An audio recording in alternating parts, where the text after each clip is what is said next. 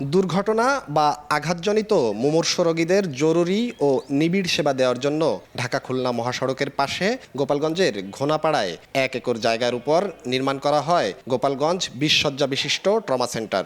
কিন্তু হাসপাতালটিতে জরুরি চিকিৎসা সেবা দেওয়ার কথা থাকলেও মিলছে শুধু ঠান্ডা, জ্বর, কাশির মতো সাধারণ রোগের চিকিৎসা। এখানে বাচ্চাদের ঠান্ডা, কাশি, তারপরে চুলকানি, অ্যালার্জি এগুলো চিকিৎসা দিয়ে থাকি।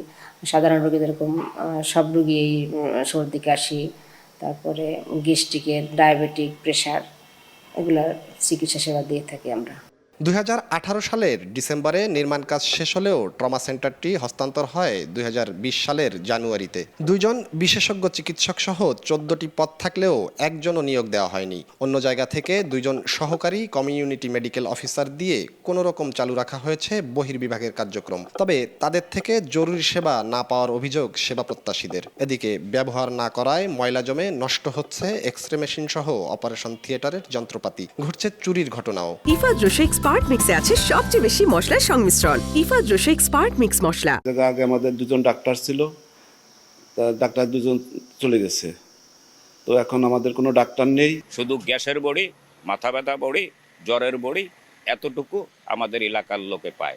কিন্তু মানুষ পঙ্গু বলে বা ট্রমা সেন্টার এর যে একটা যে কার্যকারিতা, যে সেবা, সেই সেবাটাকে আমরা বঞ্চিত হচ্ছি। বাড়ির ধারে থাকতে ঢাকা যেতে হয়, খুলনা যেতে হয়, আমরা পাই না বাড়ির ধারে থাকতে। ট্রমা সেন্টারটা চালু হলে আমাদের সবার উপকার হবে, জনগণ যাতে এনে সেবা পায়, সেই জন্য আমাদের এটা চালু হওয়া দরকার।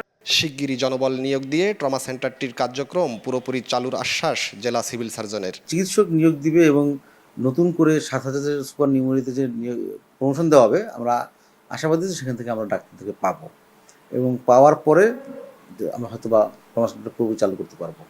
ট্রমা সেন্টারটি বাস্তবায়নে ব্যয় হয়েছে 11,96,00,000 টাকা। জয়ন্ত শিরালী, সময় সংবাদ, গোপালগঞ্জ।